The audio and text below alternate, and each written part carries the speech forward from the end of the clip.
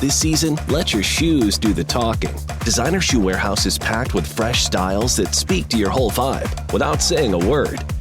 From cool sneakers that look good with everything, to easy sandals you'll want to wear on repeat, DSW has you covered. Find a shoe for every you, from the brands you love, like Birkenstock, Nike, Adidas, New Balance, and more. Head to your DSW store or visit dsw.com today. With so many options, why choose Arizona State University? For me, the only online option was ASU because of the quality. Their faculty was really involved with their students and care about your personal journey. The dedication to my personal development from my professors, that's been extremely valuable to me. Earn your degree from the nation's most innovative university. Online. That's a degree better. Explore more than 350 plus undergraduate, graduate, and certificate programs at asuonline.asu.edu. This message comes from Capital One. The Capital One Venture X Business Card has no preset spending limit, so the card's purchasing power can adapt to meet business needs. Plus, the card earns unlimited double miles on every purchase, so the more a business spends, the more miles earned. And when traveling, the Venture X Business Card grants access to over 1,000 airport lounges. The Venture X Business Card. What's in your wallet? Terms and conditions apply. Find out more at CapitalOne.com/VentureXBusiness. Hey everyone, Sebastian here. Before we get going today, I just wanted to let everyone listening know that today's episode of Our Fake History is going to feature a number of frank discussions about sex and sexuality. The story of Mata Hari is just impossible to tell without talking about sex. So if you are listening with younger folks, or this is not the kind of thing you want to hear about, then please skip over this one. For everyone else, enjoy the show.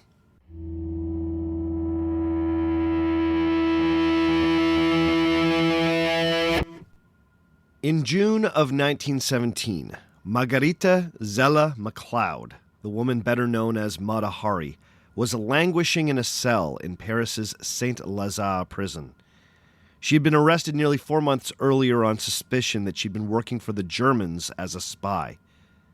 Over the course of her imprisonment, she had been interrogated by one Captain Pierre Bouchardon, the investigator tasked with building a case against the detained woman that would eventually be presented at trial. The stress of her imprisonment, the intensity of the interrogations, and the squalid conditions of Saint-Lazare had clearly taken their toll on the accused woman. While she never once wavered in her insistence that she had not betrayed France, she had admitted to much during the interrogations. Her trial was imminent, and she feared for her life. So, in desperation, she wrote one final letter to Captain Bouchardon, imploring him for mercy. The letter, which has survived, is remarkably revealing. She wrote, quote, "There is still something which I beg you to take into consideration. It is that Mata Hari and Madame Zella MacLeod are two completely different women. Today, because of the war, I am obliged to live under the name Zella and sign it. But this is a woman unknown to most people. As for me, I consider myself to be Mata Hari. For 12 years, I've lived under this name. I'm known in all countries and have friends everywhere. That which is permitted to Mata Hari, dancer, is certainly not permitted to Madame Zella MacLeod. That which happens to Mata Hari, these are events that did not happen to Madame Zella." End quote. The letter would go on to detail what she saw as a series of misfortunes and misunderstandings which had led her to this regrettable point. She would sum up by writing, quote, "All this letter is to point out to you that everything has happened to Mata Hari and not Madame Zella. I beg you, my captain, to take this into consideration and not be so hard on me." She concluded, writing, quote, "I have never carried out any espionage," end quote. When read in its entirety, the letter can be a little hard to follow. This is perhaps understandable given the conditions under which it was written. The author tries to defend herself in a number of different ways. She pivots her approach, sometimes mid-sentence. But the most fascinating of her defenses is the implication that Margarita Zella MacLeod should not be held accountable for the actions of Mata Hari. Her exotic alter ego, the Javanese dancer, is the reason for all this trouble. So perhaps the captain could take pity on the imprisoned Madame Zella. Now, she's careful to insist that even as Mata Hari, she never did anything that could be considered espionage. But the trouble, the misunderstandings, the errors in judgment that led to her arrest, perhaps that could be blamed on the exotic dancer. It's a mind-bending defense, and one that the author herself seems to undercut within the same letter. She says that she considers herself to be Mata Hari, and yet she wants clemency for Margarita Zella. The muddled nature of this plea is likely the result of her fragile psychological condition at the time of the letter's writing. Biographer Mary Craig has noted that the doctors at Saint-Lazare had been commenting on the effects that imprisonment had had on Mata Hari's mental health for months. In her estimation, this confused letter is, quote, indicative of a deteriorating mental state, end quote. With that in mind, it would be easy to set this letter aside and dismiss it as the product of extreme stress and months of deprivation. But Mata Hari experts can't help but be drawn to this final epistle. Despite its contradictions and lack of clarity, the fact that she seems to be seriously reckoning with her double life is fascinating. She spent her professional career creating an elaborate fake identity. She had been living the fantasy that she was a Javanese princess, a temple dancer, and an unofficial ambassador for South Asian culture in Europe. Over the years, this fantasy had become harder and harder to maintain. As she aged and her dance performances became less in demand, keeping up appearances as Mata Hari became increasingly difficult. What this letter hints at, if we dare interpret it, is that the maintenance of the Mata Hari persona pushed her to make increasingly dangerous decisions. Now that she was locked up in Saint-Lazare, all the glamour of her life as Mata Hari had disappeared. All that was left was Margarita Zella. This letter continues to captivate Mata Hari experts because at times the author seems to be expressing some regret for living a double life, while steadfastly insisting that she was never a double agent. Mata Hari would admit that she was approached by both the Germans and the French and asked to be a spy. But how much spying did she actually do? Had she managed to play intelligence officials on both sides of World War I? Or had they played her? Further, at trial, Mata Hari's provocative reputation and storied sexual history were presented as evidence that she was, quote-unquote, depraved and a, quote, natural-born spy. Could a woman like Mata Hari ever expect a fair trial given the attitudes towards openly promiscuous women, let alone those who admittedly engaged in sex work? There's no doubt that during the Great War, Mata Hari chose to play a dangerous game. But did she betray France? Let's see what we can find out today on Our Fake History.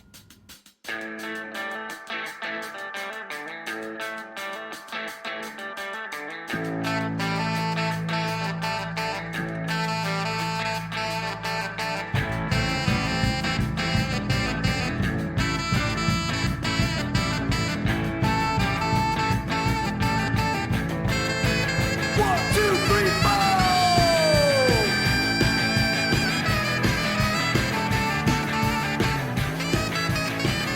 Episode number 174, Who Framed Mata Hari, Part 2.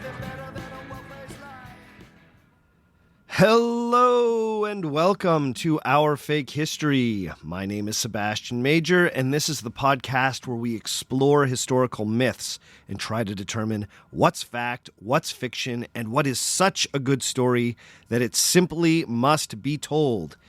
Before we get going today, I just want to remind everyone listening that an ad-free version of this podcast is available through Patreon.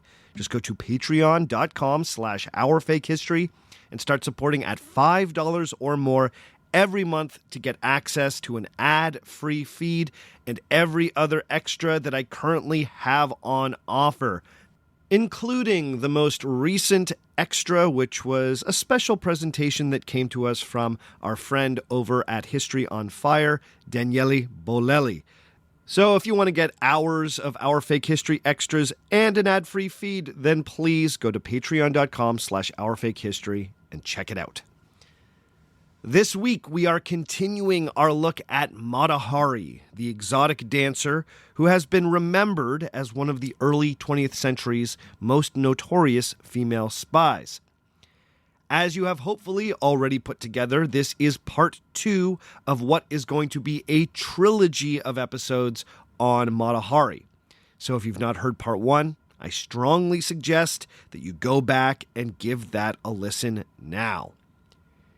In the first part of this series, we looked at the early life of the woman born Margarita Zella and her surprising reinvention as the dancer Mata Hari. As you heard, Margarita did not catch many breaks as a young person. In her early teens, her family fell on hard financial times, her father walked out, and her mother tragically passed away. At 16, she was kicked out of a kindergarten teacher training program after the headmaster had some form of inappropriate relationship with her. She moved in with family members in the Dutch port city of The Hague, but was only there for a few years before she met Rudolf MacLeod. MacLeod was a captain in the Dutch colonial army, 20 years her senior. After a brief 2-month courtship, the two were married. Soon, the couple would have 2 children and would find themselves living in the Dutch East Indies, what we today call Indonesia. In that last episode, we looked at the family MacLeod's disastrous time in Southeast Asia. We discussed the disintegration of Margarita and Rudolph's marriage and the tragic death of their first child, Norman John. By 1902, the family had returned to Europe. Margarita was granted a legal separation from her husband, and soon she found herself in Paris attempting to start fresh. The two would eventually divorce in 1906, but by then Margarita was living a completely unrecognizable life from the one she'd left behind. After a brief time as a trick rider in a small circus, Margarita developed her exotic dance performance at the urging of the circus owner. Performing first as Lady MacLeod, she soon rebranded herself as the far more exotic-sounding Mata Hari. Not only did she have a new name, Margarita gave herself an entirely new personal history. She was not a Dutch woman escaping an abusive marriage. She was a Javanese princess who had honed her craft as a temple dancer before being whisked away to Europe by a Dutch military man. When we last left off, Mata Hari had just made her breakthrough. After a rapturously received performance in a chic private salon, Mata Hari had been invited to do a series of performances at Paris's Guimet Museum, home of one of France's largest collections of Asian art. The Guimet shows were huge successes and properly inaugurated Mata Hari as one of Europe's most sought-after dancers. Now, as we discussed last time, Mata Hari was an amateur with no formal training. Her show only borrowed the most superficial elements from Javanese dance and was more informed by Orientalist stereotypes. But She was so successful because she was able to capitalize on a growing fashion trend based on Asian stereotypes. The shows were also unabashedly sexual, but they had the veneer of respectability given their presentation as authentic Javanese Hindu religious rites. Now, normally, for audiences to enjoy a performance featuring that amount of nudity, they would need to go to less reputable burlesque cabarets or brothels with entertainment. By contrast, Mata Hari performed at museums and eventually reputable dance theaters. While there were certainly critics who characterized her performances as lewd and immoral, between the years of 1905 and 1907, Mata Hari was usually defended as an artist. Going to a Mata Hari show in those years was considered on par with going to see a provocative piece of boundary-pushing theater. She wasn't being compared to the can-can dancers one might see at the Moulin Rouge. Instead, the work of Mata Hari was discussed alongside that of the beloved American modern dance pioneer Isadora Duncan. At least for a little while. There's no doubt that people were attracted to the sexuality of these performances and were there at least partially for the titillation. But in the early days of Mata Hari's career, no one in the audience needed to admit that.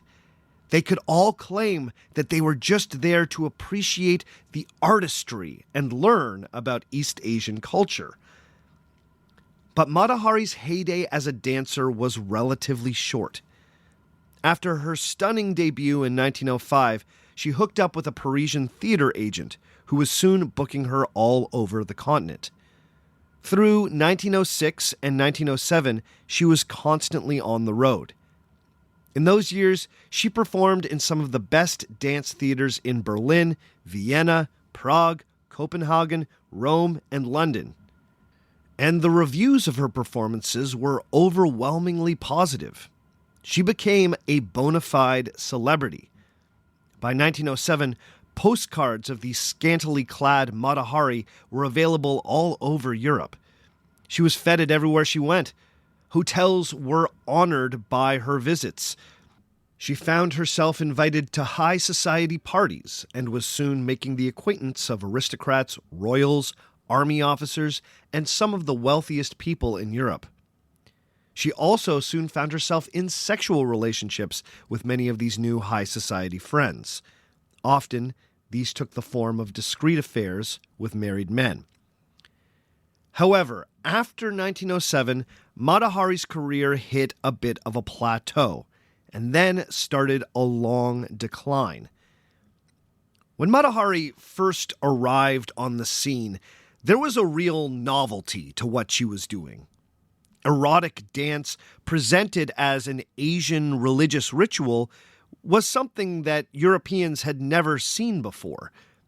However, as Mata Hari's fame grew, imitators started to pop up. In particular, there was a Canadian dancer named Maud Allen, who near the end of 1906 appeared in a Vienna production of the play The Vision of Salome. Starring as the biblical Salome, Allen famously did the dance of the seven veils, wearing a costume that bore a strong resemblance to the costumes worn by Mata Hari. Mata Hari thought this was a total ripoff and attacked Maud Allen in the press.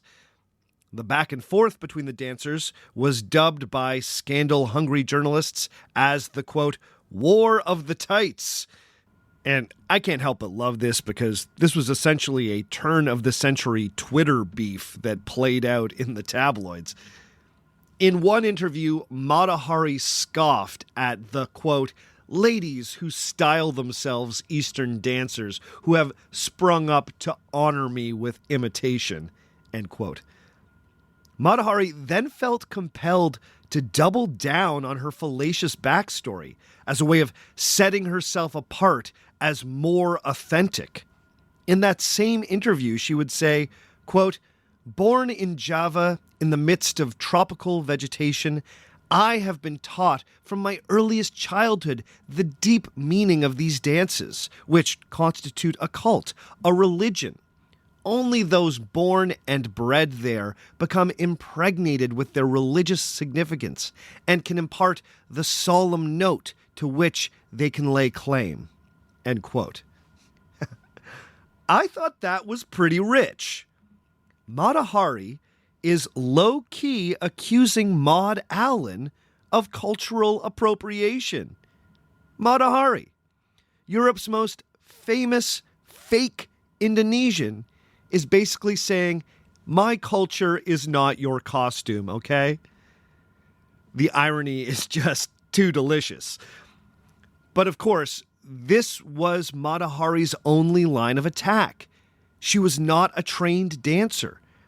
It was hard for her to compete with someone like Maud Allan, let alone Isadora Duncan, who was noted for her athleticism and true innovation in the art form. As such, Mata Hari never really took shots at Isadora Duncan, even though journalists keen on fanning the flames of the, quote, War of the Tights often compared them. Mata Hari went after Maud Allan because she could accuse her of being a poser. Mata Hari's appeal was based on her supposed authenticity and, of course, her sexuality. But as time went on, the novelty of Mata Hari's act wore off. The flood of imitators meant that within a few years, audiences had tired of Mata Hari's Eastern dances. Since she had gone all in on her fake identity and made such a point of her authenticity, it made it hard for her to reinvent herself as tastes changed. The fact that she was a self-taught amateur also caught up with her. She had opportunities to act as a featured performer in ballets and operas, which could have been a promising path forward for her career as she aged. But when she was placed beside trained dancers, her own technical shortcomings became a bit more obvious. In 1909, she dropped out of the opera Antar, where she was set to perform as Cleopatra, because she refused to rehearse in front of the demanding ballet mistress attached to the production. Mata Hari claimed that she did this so her authentic dances were not plagiarized. But biographer Mary Craig has guessed that she did not like the scrutiny of the trained ballerinas. All of this meant that by the early 1910s, Mata Hari was booking fewer and fewer dates as a dancer. But by that time, she had become accustomed to the lifestyle of a turn-of-the-century European celebrity. To maintain that lifestyle, she once again embraced sex work. Now, this can get muddy. Early biographers, and many of Mata Hari's contemporaries, would sometimes frame all of her relationships, especially those from around 1911 onwards, as examples of sex work. This is neither accurate nor fair. To be clear, some of her relationships were completely transactional. Money and gifts were exchanged for sexual experiences in a very quid pro quo, straightforward manner. She would admit to this at various points in her life. However, many of her relationships were less cut and dry. Many of her partners were more than just clients. Some were genuine romantic interests. Sometimes she found herself in relationships with married men, where she was essentially kept as a mistress. But the men she was with were not always married. Her wealthy boyfriends often got her expensive gifts. Sometimes they would settle debts for her. Other times, they would pay her rent.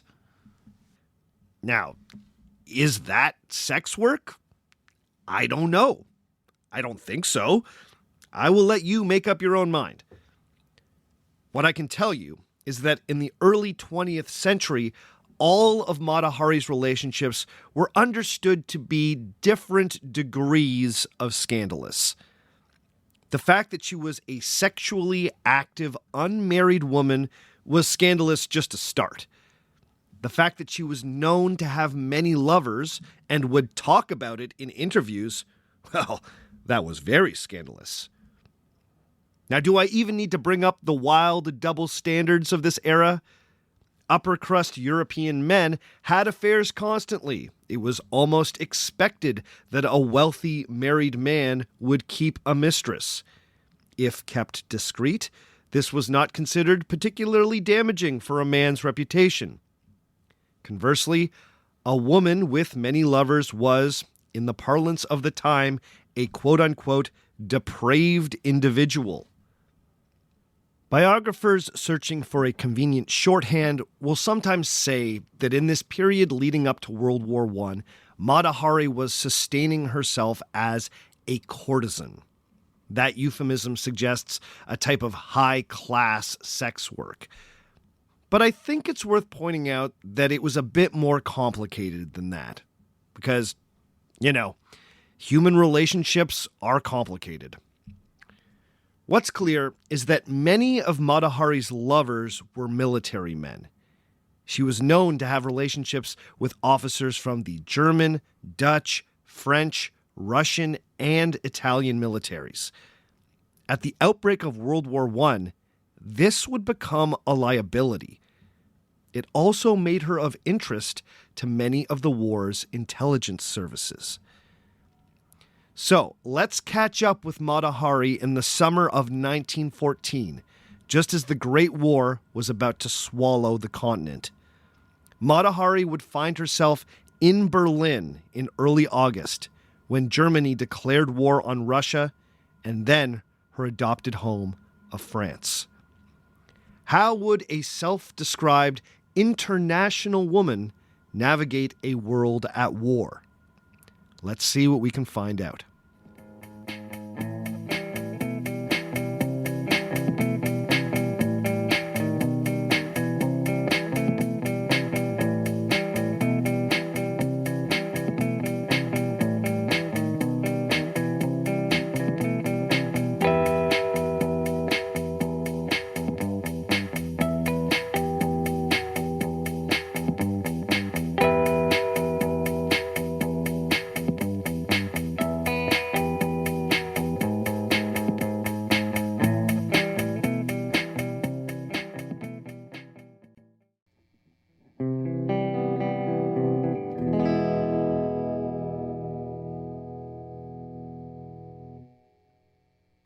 In the summer of 1914, the assassination of the Austro-Hungarian Archduke Franz Ferdinand by a Serbian nationalist in Sarajevo sparked a crisis that would eventually lead to the most deadly conflict the world had ever seen up to that point in history.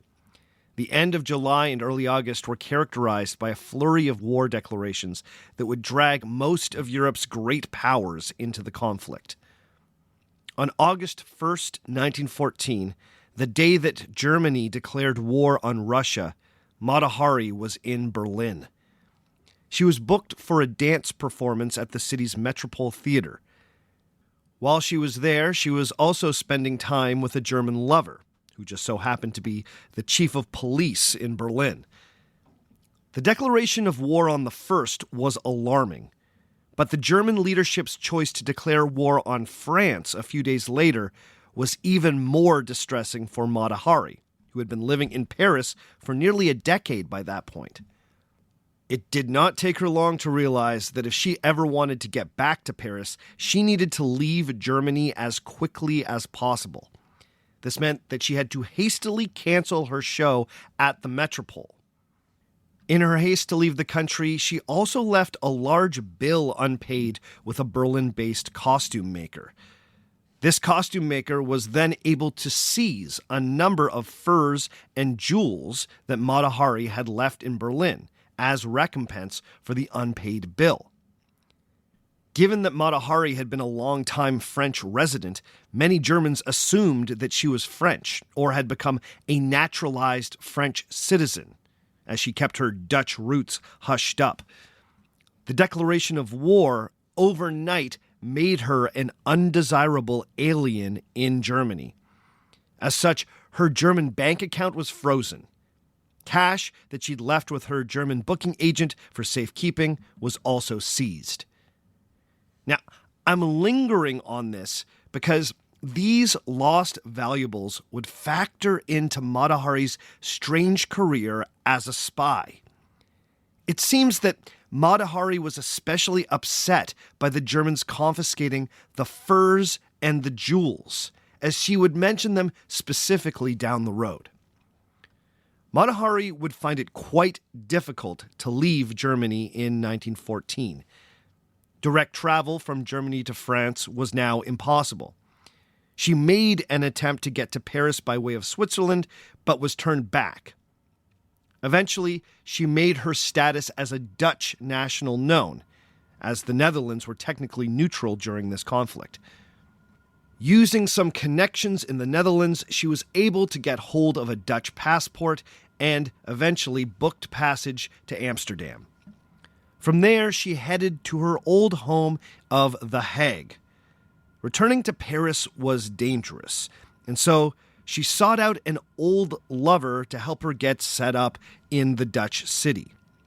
She quickly reestablished herself as the mistress of a Dutch cavalry officer, one Baron van der Capellen. Capellen found her a nicely appointed apartment in The Hague and assured her that he would take care of her needs.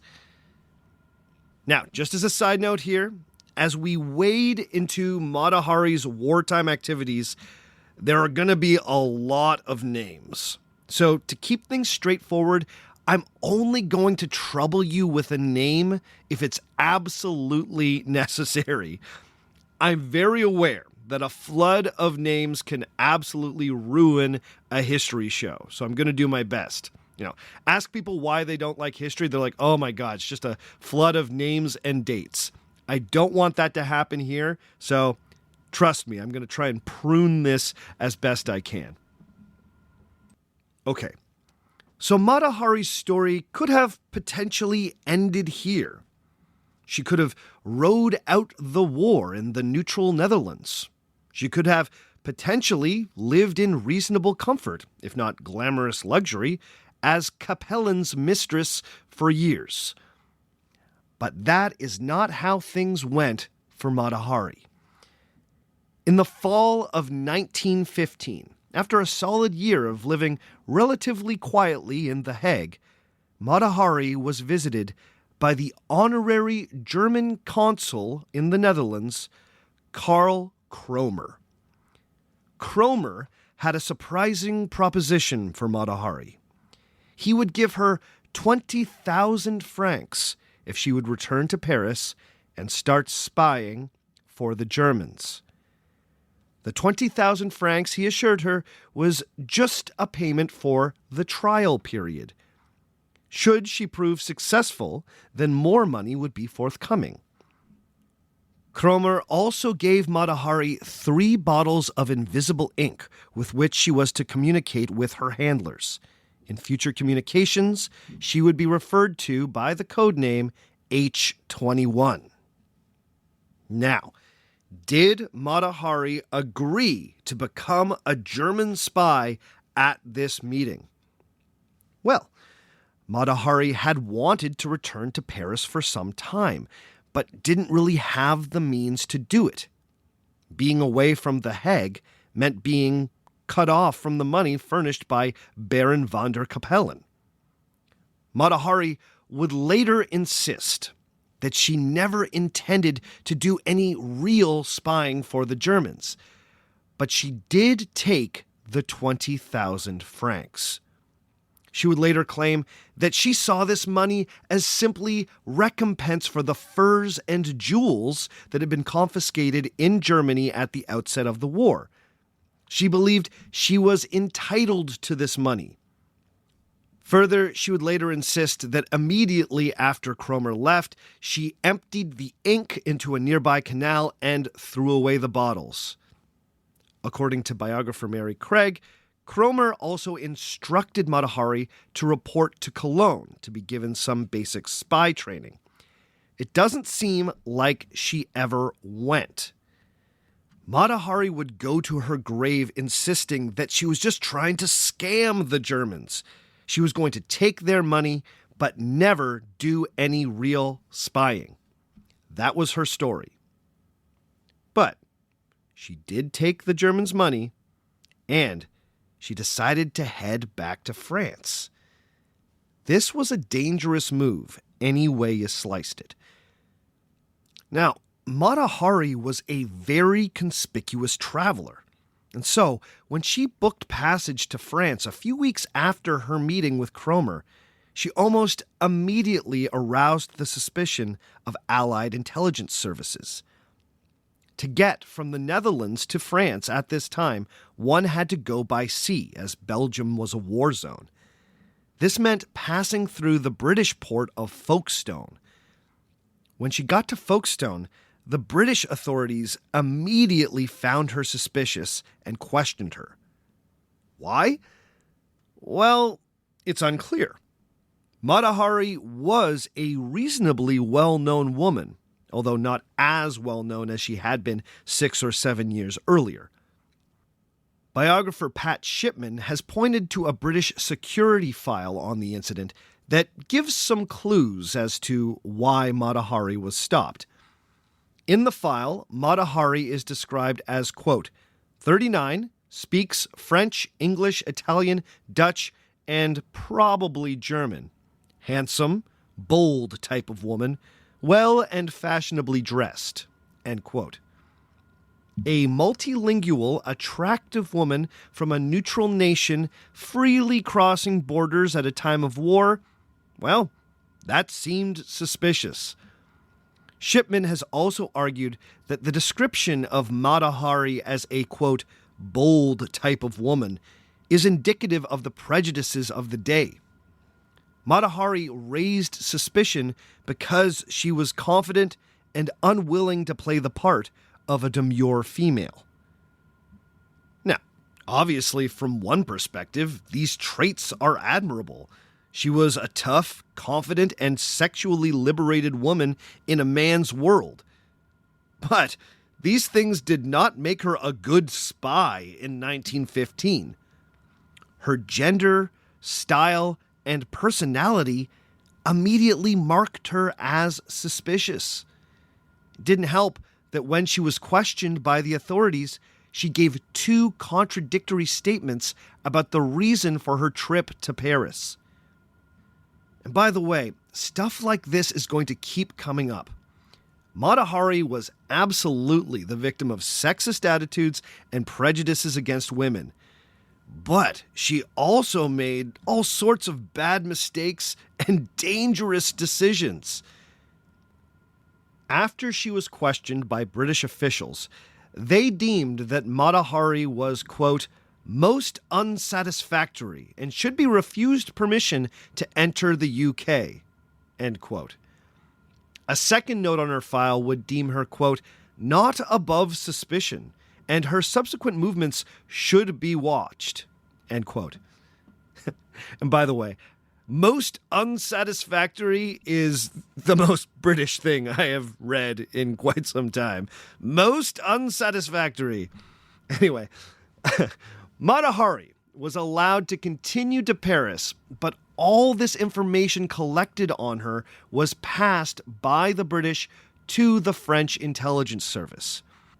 So before she'd done anything and had simply tried to move from the Netherlands to France, Mata Hari was already on the radar of 2 Allied intelligence services.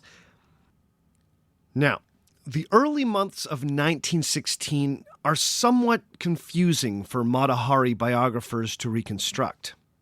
Upon arriving in Paris, she set herself up at the Grand Hôtel de France, but within a month, she had left Paris and had returned to The Hague by way of Portugal. She was there for a few months, only to return to Paris again in July of 1916, this time by way of Spain. Throughout this process, she was constantly having to get special travel permissions and visas issued. The British, who had been monitoring Mata Hari's movements since December of 1915, sent a message to the French intelligence service at this time, letting them know that if Mata Hari was to try and enter Great Britain, she would be arrested immediately. This may have been a veiled way for the British to tip the French that Mata Hari was a suspected German spy. Since then, declassified British documents have shown that by July of 1916, the British had received intelligence that Mata Hari had received a payment from the Germans. Had British spies uncovered the payment that Mata Hari had received from Cromer? Possibly. But the British documents recorded that Mata Hari was paid 15,000 francs and not the promised 20,000. Why the discrepancy? It's unclear. Declassified British documents have also shown that the British intelligence service, soon to be dubbed MI5, believed that in early February of 1916, Mata Hari did some sort of mission for the Germans. One British agent reported that he believed that Mata Hari had, quote, succeeded in her mission and is to get now an amount that has been deposited in her bank by the Germans, end quote. Now, given the nature of spying, it's completely unclear how this agent came by this information. Did Mata Hari actually conduct a mission for the Germans, or did the British only assume that based on the money that was sent to Mata Hari? If we trust Mata Hari, then she swindled the Germans and took that money to pay for her lost valuables. Beyond that one British memo, there isn't any other evidence of what this so-called mission might have been. So who knows? The fact that the British were watching Mata Hari closely meant that when she returned to Paris in the summer of 1916, she soon realized that she was being tailed by two French plainclothes police officers. The French authorities had clearly taken the warnings from British intelligence seriously. These officers would end up compiling a large file on Mata Hari's activities that summer, and they would both end up testifying at her trial. Notably, these two officers did not find any hard evidence that Mata Hari was engaged in espionage. Instead, they found evidence that she had at least 4 regular lovers that she entertained in Paris. Notably, 3 of these men were military officers. There was a Belgian commandant, a French cavalry lieutenant, and a Russian captain serving in one of the few Russian regiments assigned to the Western Front of the war. Most of the information gathered by these French agents had to do with Mata Hari's sex life. This was later presented as evidence of her low moral character in court. It was assumed that sex workers, or even just promiscuous women, made natural spies. But it's important to note that not all of the relationships noted by the French inspectors fell under the umbrella of sex work. Mata Hari's Russian lover was a man named Vladimir Maslov. Mata Hari and Maslov seemed to have a very real romantic relationship. In fact, Mata Hari was so taken with Maslov that she openly spoke about devoting herself to him exclusively. It seems like she really loved him. And as we'll see moving forward, many of Mata Hari's decisions were motivated by her honest affection for Maslov and her desire to be with him.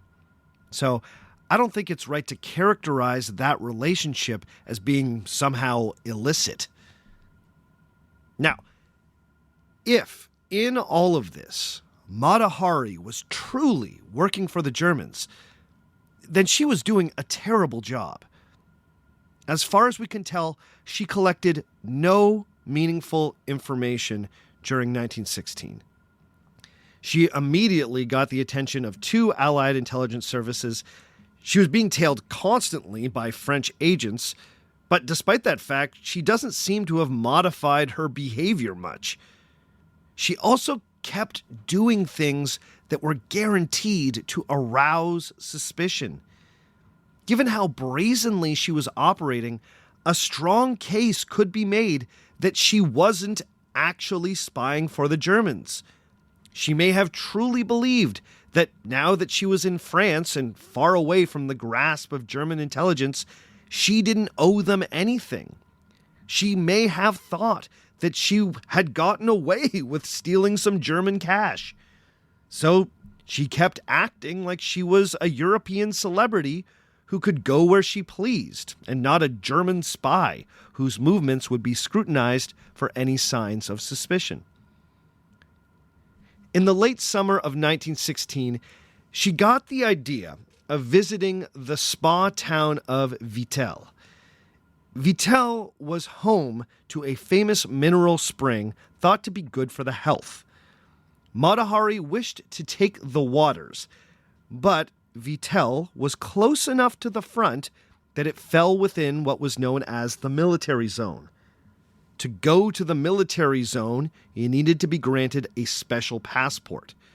These passports were monitored very closely by the French intelligence service known as le Deuxième Bureau. Now, there were many spa towns in France where visitors needed no special permission. Why would she insist on visiting the one spa town in the military zone? Trying to get permission to go to Vittel looked suspicious. If she was not already being watched closely by French intelligence, trying to go to the military zone would have certainly got their attention. So either she was really trying to do some spying in a very clumsy way, or she was naive enough to think that this wouldn't be a big deal. The third option is that she was blinded by love. She was going to Vittel to be with her beloved Vladimir Maslov and was willing to take risks just to be close to him. In her quest to get her papers squared away for this visit to Vittel, Mata Hari was eventually directed to the Deuxième Bureau itself. Once there, she was immediately escorted into a meeting with a man named Georges Ladoux. Ladoux was no less than the head of the entire Deuxième Bureau.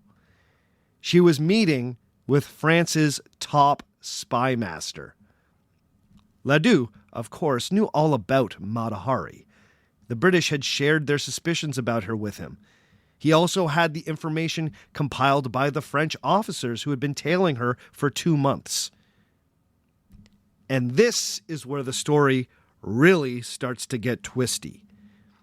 This would be the first of a number of meetings between Ladoux and Mata Hari. Now, it's hard to know what to believe, because both Ladoux and Mata Hari left contradictory accounts of their meetings, and we need to treat both of them as unreliable narrators. You see, according to Mata Hari, Ladoux would try to recruit her to be a French secret agent.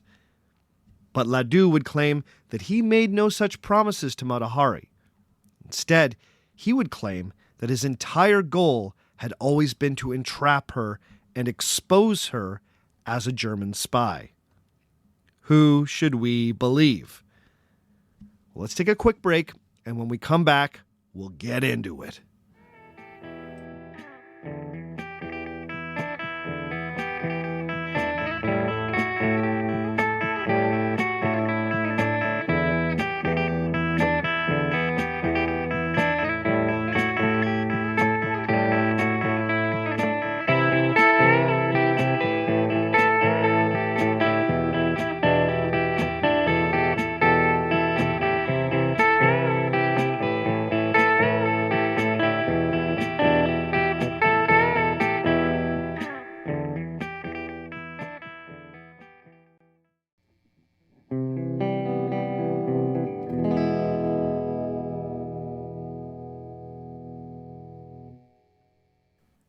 There are some figures whose entire historical reputation gets defined by a remarkably short period in their lives.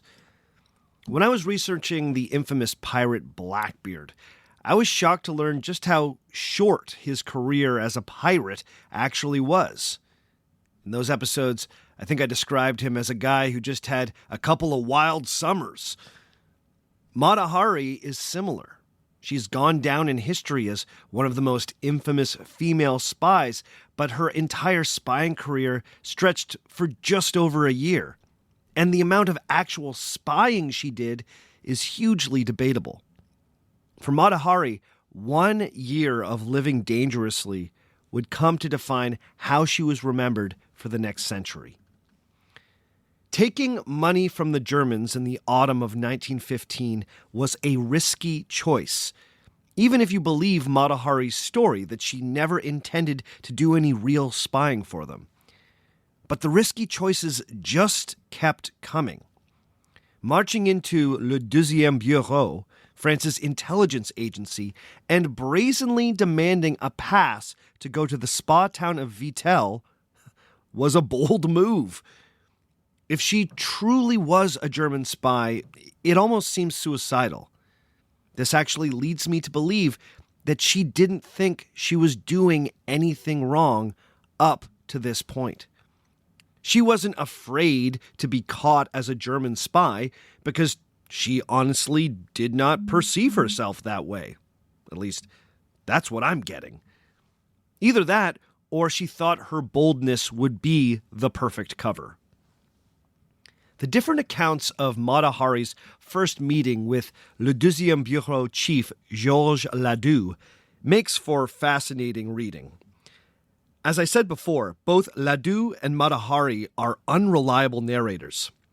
Mata Hari would eventually have her recollection recorded while she was imprisoned awaiting trial for espionage.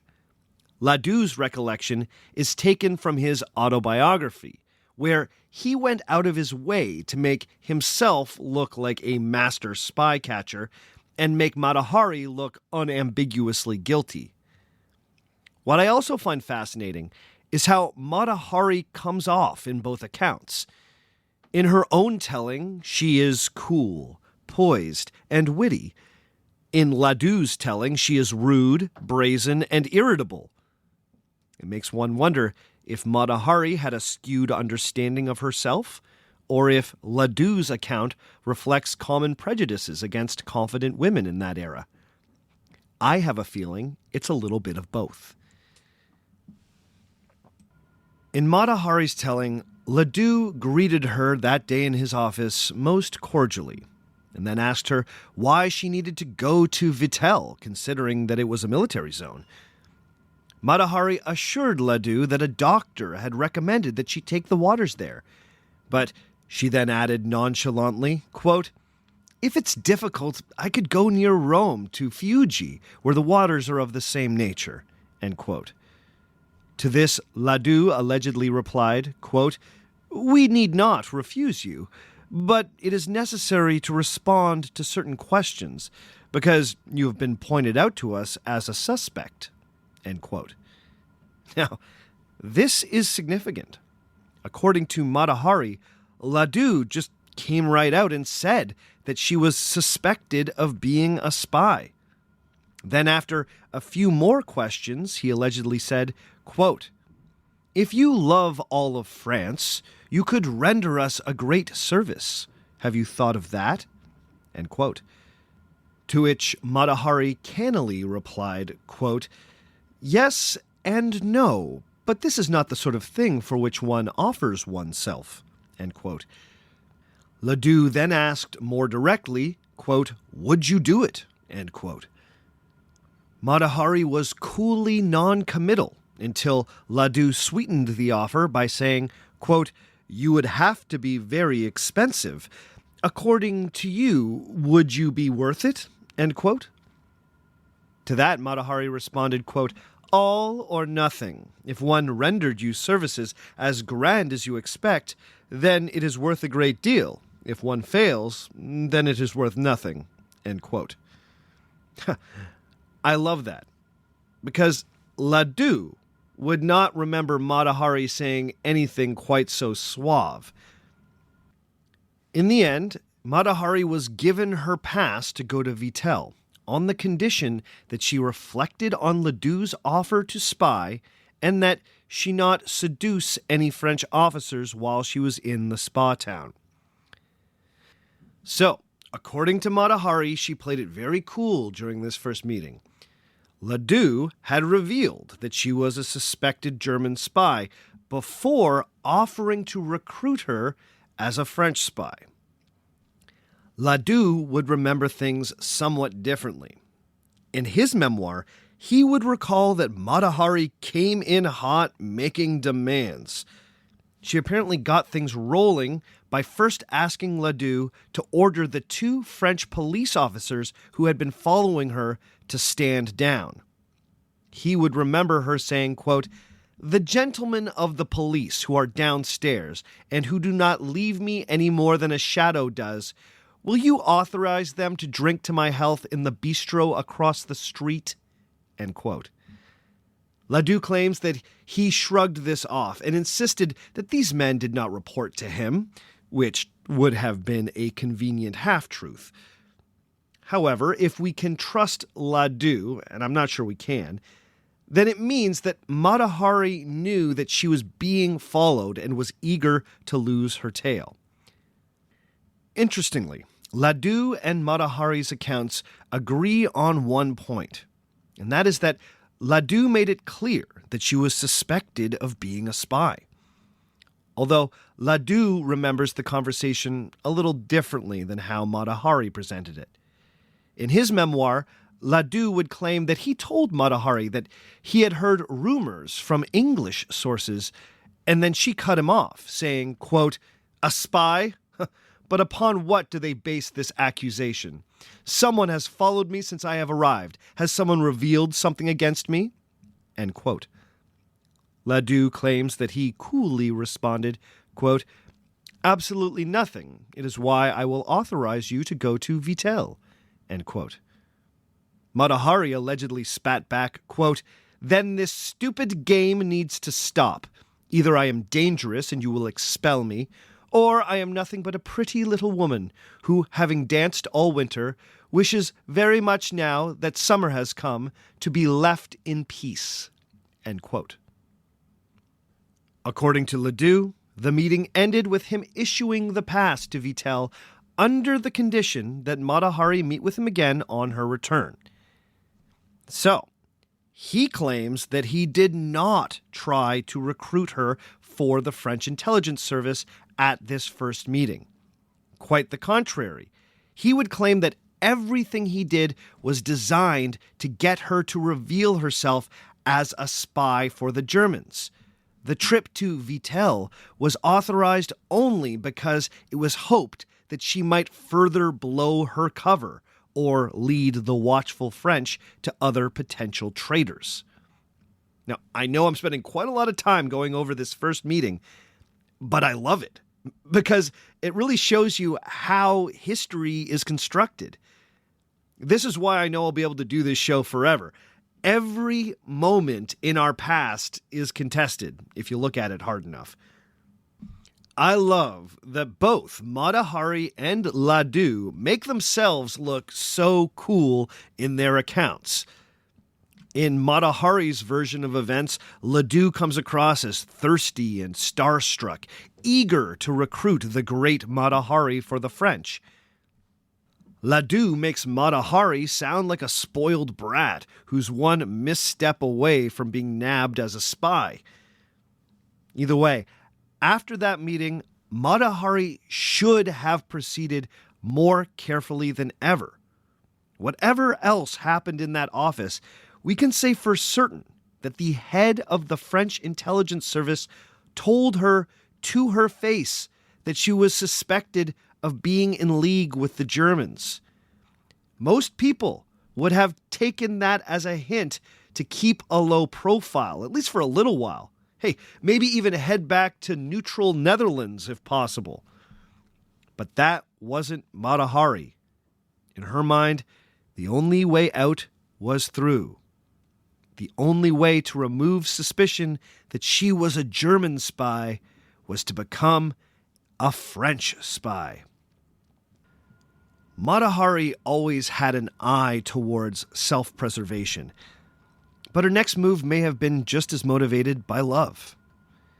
When she got to Vitel, she was eventually joined by her lover, Vladimir Maslov. The point of this trip really does seem to have been about being close to him. She needed to be close to the front so Maslov could come meet up with her during his downtime. However, when Maslov arrived in Vitel, he was nursing an injury. Mata Hari would remember, quote, "He had been gravely injured by asphyxiating gas.